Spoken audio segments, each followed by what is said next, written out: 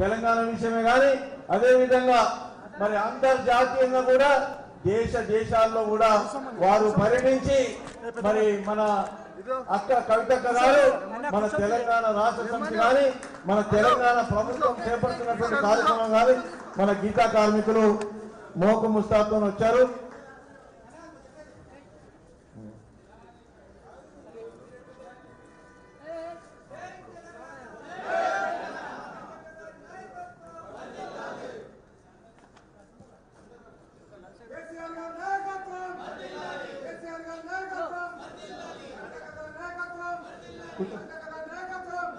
ముఖ్యంగా మొన్ననే మీ అందరికి తెలుసు మనం జిల్లా గౌడ సంఘం కార్యవర్గంలో ఏకగ్రీవ తీర్మానం చేసి మన గౌడ సంఘం ఆధ్వర్యంలో జిల్లా గౌడ సంఘం ఆధ్వర్యంలో పట్టణ గౌడ సంఘం ఆధ్వర్యంలో అన్ని సంఘాలు కూడా కలుపుకొని కొద్దిగా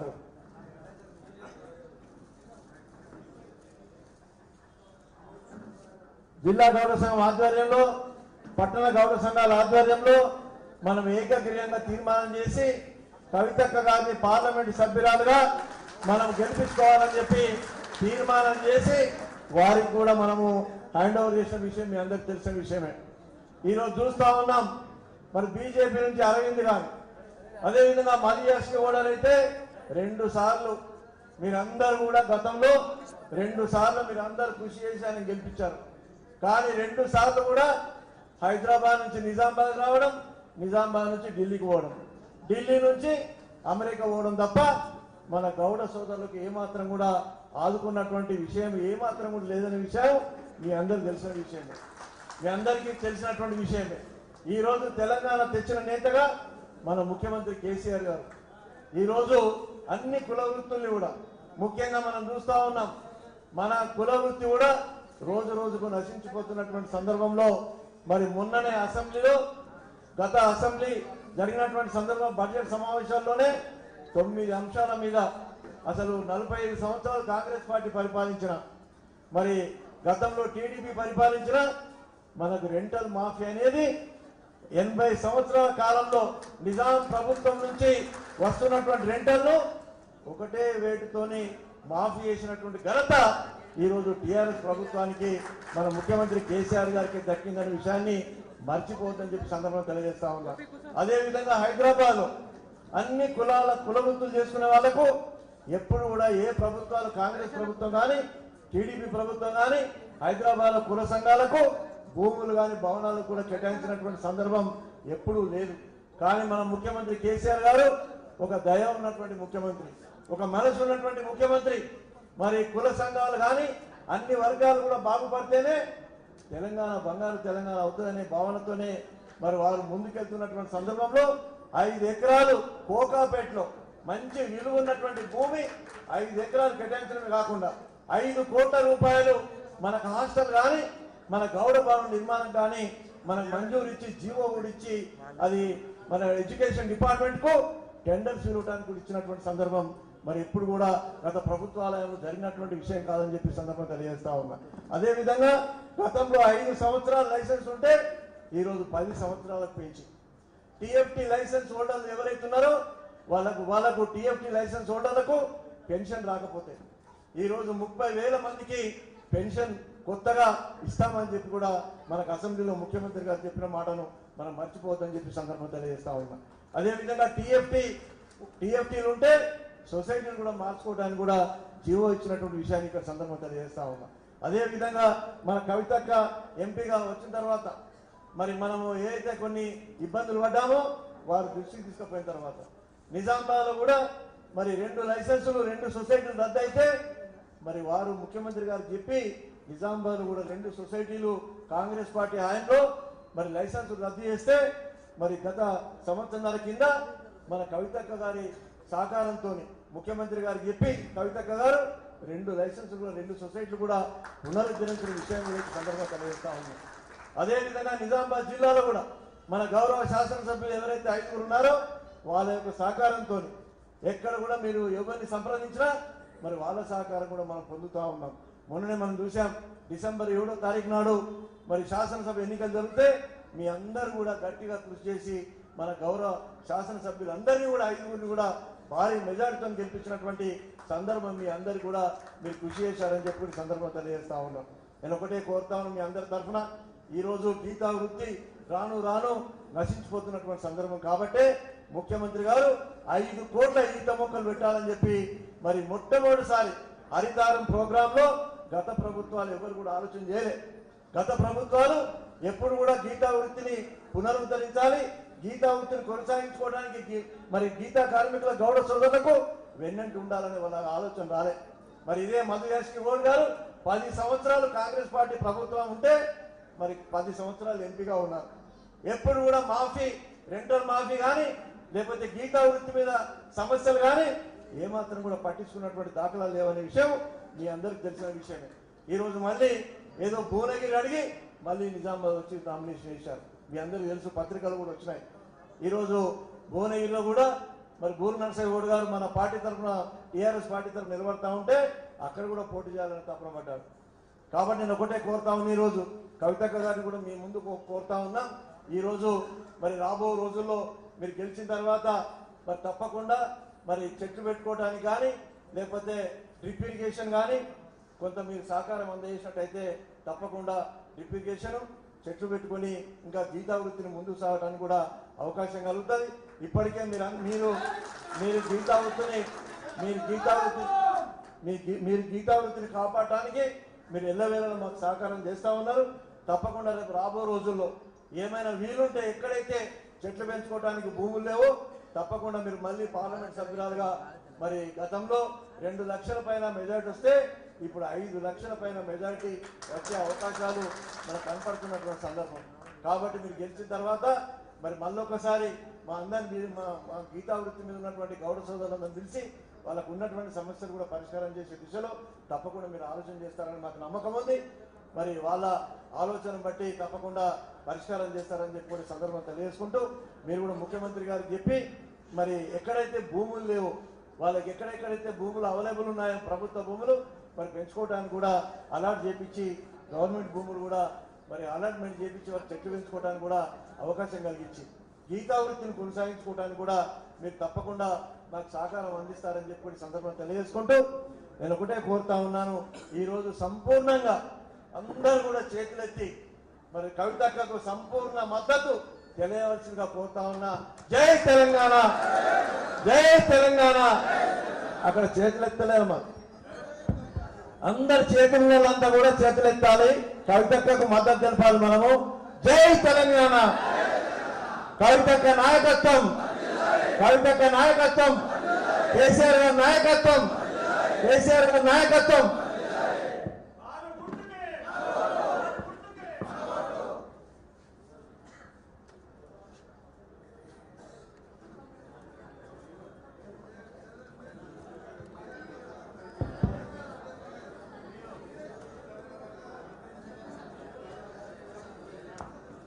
కనబడతలేదా? ఇంకొక వరుస కుర్చీలు వేస్తే వాళ్ళు కూర్చుంటారు, ప్రెస్ వాళ్ళు. దయచేసి మిత్రులు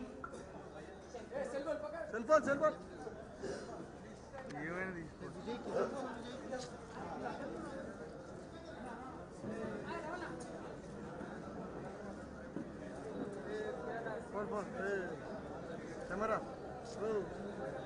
కింద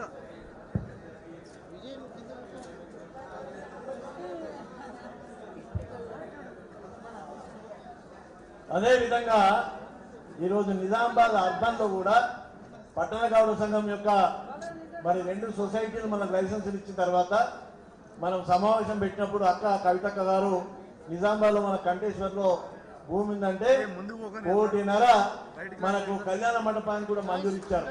అదేవిధంగా నిజామాబాద్ జిల్లా గౌడ సంఘానికి కూడా 2 ఎకరాలు, అదేవిధంగా వారు మనకు గౌడ భవనం కట్టుకోవడానికి కూడా వారు 1.5 కోటి దాకా మనకు నిధులు కూడా కేటాయిస్తామని చెప్పినారు. కాబట్టి ఎన్నికలు అయిన తర్వాత తప్పకుండా మనం గౌడ భవనం, జిల్లా గౌడ భవనం కట్టుకోవడానికి కూడా వారి సహకారం అందిస్తా ఉన్నారు. 2 ఎకరాల భూమి కూడా మన జిల్లా గౌడ భవనానికి వారు భూమి కేటాయించడమే కాకుండా 1.5 కోటి మన భవనానికి కూడా నిధులు కేటాయిస్తామని చెప్పినటువంటి సందర్భంలో వారికి ప్రత్యేకమైనటువంటి ధన్యవాదాలు తెలియజేసుకుంటూ మరి ఇంకా ఈరోజు చాలా మీటింగ్స్ ఉన్నాయి కాబట్టి వారికి ఎక్కువ సమయం తీసుకోకుండా వారు మాట్లాడవలసిన కోరుతాం.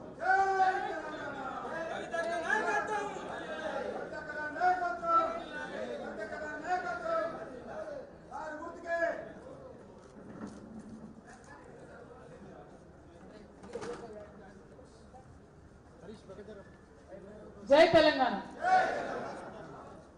నిజామాబాద్ జిల్లా వ్యాప్తంగా విచ్చేసినటువంటి గౌడానలందరికీ కూడా మనస్ఫూర్తిగా నమస్కారాలు తెలియజేస్తా ఉన్నాను. మీ అందరికీ ధన్యవాదాలు. దాదాపుగా వారం 10 రోజుల క్రితమే గౌరవ ముఖ్యమంత్రి గారి సమావేశం ఉన్నటువంటి సందర్భంలో ఆ గ్రౌండ్ దగ్గరకు వచ్చి మరి అందరూ జిల్లా గౌడ సంఘం నుంచి తీర్మానం అందజేసి నా ధైర్యాన్ని పెంచినారు. మొట్టమొదటి సంఘం కావచ్చు, దాదాపుగా మొట్టమొదటి సంఘం కావచ్చు, అదే అప్పుడు తీర్మానం ఇచ్చింది. మరి మీ అందరికీ కూడా పేరు పేరున నమస్కారాలు తెలియజేస్తా ఉన్నాను. పెద్దలు గౌరవనీయులు విజీ గౌడ్ గారు, అదేవిధంగా మన బోధం సాయిబాబా గౌడన్న గారు, మా ఆర్మూర్ మార్కెట్ మన మున్సిపల్ వైస్ చైర్మన్ గారు, అదేవిధంగా చాలా మంది మొత్తం పార్టీలో ఉన్న వాళ్ళే ఉన్నారు, వేరే వాళ్ళు ఎవరు లేరు. అంతా గులాబీమయం అయిపోయింది. వాళ్ళ గౌడ సైన్యం అంతా గులాబీ సైన్యంగా కనిపిస్తున్నటువంటి సందర్భంలో మన అన్న వాళ్ళందరికీ ధన్యవాదాలు. కొన్ని అంశాలు చేసుకున్నాం. గౌరవ ముఖ్యమంత్రి గారి ఆధ్వర్యంలో కొన్ని అంశాలకు పరిష్కారం దొరికింది. పనులు కొద్దిగా వెనక ముందు జరిగిన ఈ ప్రభుత్వం యొక్క ఆలోచన ఏంటన్నది మాత్రం గౌడ సోదరులకు అర్థమైంది. ఈ ప్రభుత్వం యొక్క ఆలోచన మన కుల వృత్తిని కాపాడడం, ఈ ప్రభుత్వం యొక్క ఆలోచన మన గౌడన్నలు ఎవరైతే చెట్లెక్తారో వారికి ఏదో ఒక విధంగా రక్షణ కల్పించడం, అదేవిధంగా చెడు పనుల్ని రద్దు చేసుకొని ఈతనాల పెంపును ప్రోత్సహించడం. ఇలా ఒక్కొక్కటి మీరు చూసినట్టయితే చాలా దూరపు ఆలోచనతో, ఏదో ఇప్పటి మందం ఈ ఒక్క ఎలక్షన్ మందం కాకుండా చాలా దూరపు ఆలోచనతో తరతరాలుగా మన కుల వృత్తిని బతికించుకునేటటువంటి ఒక సంపదను, ఈతమాన సంపదను సృష్టించడం అన్నది ప్రధాన కర్తవ్యంగా ఈ ప్రభుత్వం పనిచేస్తూ ఉన్నది. అదేవిధంగా ఈసారి ఇంకా గౌరవ ముఖ్యమంత్రి గారు ఇంకా మంచి ఆలోచన చేస్తూ ఉన్నారు. ఒక ఇండస్ట్రీ కింద ఎట్లా మనం దీన్ని మార్చవచ్చు. మీరు చూసినట్టయితే గంగపుత్రుల విషయంలో గౌరవ ముఖ్యమంత్రి గారి ఆలోచన మొదలు మిషన్ కాకతీయతోనే చెరువులు తవ్వుకొని ఆ తర్వాత ఊరులో కూడా అందులో మనము చేప విత్తనాలు ఉచితంగా రకం నుండి ఇవ్వడం జరిగింది. అంటే దాంతో అసలు ఇండస్ట్రీ అనేది లేని దాన్ని ఒక 4,000 కోట్ల ఇండస్ట్రీ కింద టర్న్ చేసుకున్నాం, దాన్ని మార్చుకోవడం జరిగింది. అదేవిధంగా గౌడన్నలకు సంబంధించి కూడా దీన్ని ఒక పరిశ్రమగా ఎట్లా మార్చాలి, తద్వారా మిగతా బిడ్డలందరికీ కూడా ఇప్పుడు చదువుకుంటున్నటువంటి వారు, మన కుల వృత్తిని మర్చిపోయినటువంటి వారు, మరి దీని ఆధారంగా ఎట్లా మనం ముందుకెళ్ళాలనే అటువంటి మంచి ఆలోచన ఉంది. సో ఇవన్నీ కూడా ఫుడ్ ప్రాసెసింగ్ ఇండస్ట్రీ కింద తీసుకొని దాన్ని ఒక మంచి ఇండస్ట్రీ కింద మార్చబోతున్నారు. కాబట్టి మీ అందరితో నేను కోరేది ఏంటంటే మన కుల వృత్తిని సగర్వంగా మన యొక్క గౌడన్నలకు మంచి అండగా ఉండేటటువంటి ప్రభుత్వం కేసీఆర్ గారి ప్రభుత్వం. గత 5 సంవత్సరాలుగా మన పనితీరును మీరు చూసి, అదేవిధంగా పోయినసారి మీరందరూ ప్రేమతోని దయతోని నన్ను ఎన్నుకొని పార్లమెంటుకు పంపించింది. ఈ 5 సంవత్సరాలలో నిజామాబాద్ యొక్క అభివృద్ధి కోసం, అదేవిధంగా నిజామాబాద్లో ఉన్నటువంటి అన్ని కులాలతో కానీ కుల సంఘాలతో కానీ కలిసి పనిచేసే విధంగా నా వ్యవహారం నడిచింది. అది మీరు కూడా చూడడం జరిగింది. అదేవిధంగా ఢిల్లీలో కూడా మన నిజామాబాద్ పేరు నిలబెట్టే విధంగానే నా శక్తి మేరకు నేను కృషి చేయడం జరిగింది.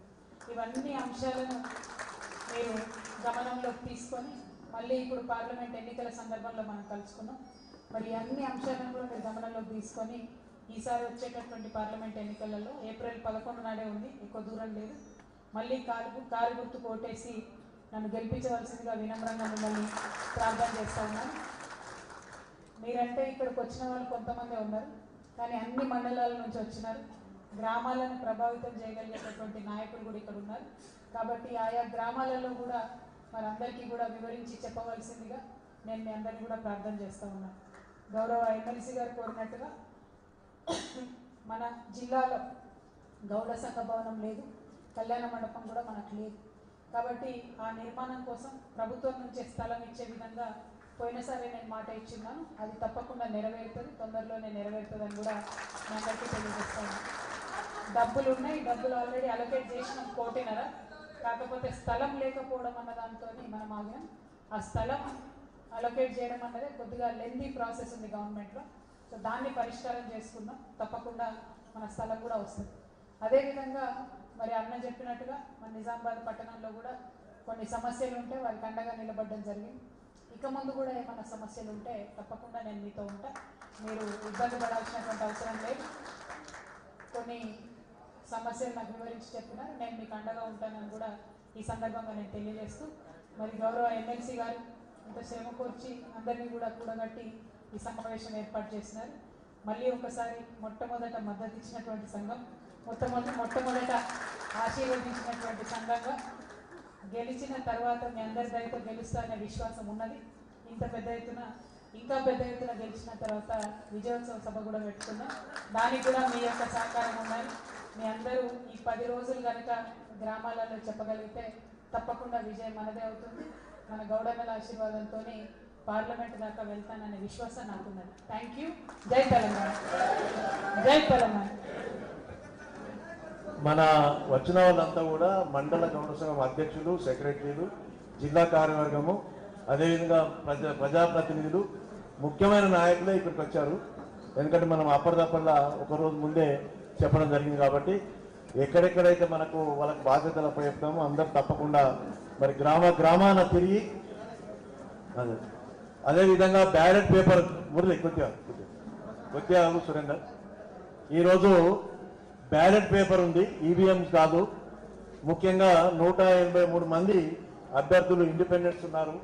మరి మనకు అక్కకైతే ఆల్ఫాబెటికల్గా 2వ స్థానం, 2వ సంఖ్యలోనే మరి అక్కగారి పేరు ఉంటుంది, తర్వాత మన కారు గుర్తుంటుంది. కాబట్టి నేను ఒకటే మీ అందరిని కోరేది, ఈ రోజు నుంచే అందరు కూడా బాధ్యత తీసుకొని గ్రామాలు మరి మనకు ఉన్నటువంటి గౌడ సోదరులు, గీతా కార్మికులు ఎక్కడెక్కడైతే ఉన్నారో వాళ్ళందరి దగ్గరికి రోజు మీరు పర్యటించి గ్రామాల్లో తిరిగి రేపు ఎన్నికలు 11వ తారీఖు నాడు పోలింగ్ అయ్యేంత వరకు పూర్తి స్థాయిలో బాధ్యతలు తీసుకొని మరి ఎన్నికలై మరి కవితక్క గారిని భారీ మెజారిటీతో గెలిపించే దాంట్లో గౌడ సోదరుల యొక్క పాత్ర కూడా ఉండాలని చెప్పి ఈ సందర్భంగా నేను తెలియజేసుకుంటూ, తప్పకుండా మనకు ఉన్నటువంటి సమస్యల్లో మనకు స్వయాన మనకు అదృష్టం ఏంటంటే ఇతర జిల్లాల్లో మరి లేనటువంటి అదృష్టం మన నిజామాబాద్ జిల్లాలో మన స్వయాన మన ముఖ్యమంత్రి కేసీఆర్ గారి కూతురు, మన జిల్లా కోడలు, మన కవితక్క మనకు ఎంపీ ఉండడం మనకు అదృష్టం ఇక్కడ. కాబట్టి మనకి ఏ సమస్య ఉండదు. మనకి ఏ సమస్య ఉన్నా ప్రతి మండలం నుంచి కూడా ఎన్నికలైన తర్వాత మీ అందరిని తీసుకొచ్చి మరి కవితక్క గారికి నేను పరిచయం చేస్తాను. మరి తప్పకుండా మీరు అందరూ కూడా వారికి స్వయాన పరిచయం అవుతారు. కాబట్టి ఏ సమస్య ఉన్నా మీకు పరిష్కారం అయ్యే దిశలో తప్పకుండా వారు ముందుకెళ్తారు. రేపు ఈ రోజు నుంచే ఆ కార్యోన్ముఖులై మరి ఇక్కడ మీటింగే కాదు, అక్కడ గ్రామాల్లో తిరిగి మన ఓట్స్ను వేపేయాల్సిందిగా కోరుతాము. జరగండి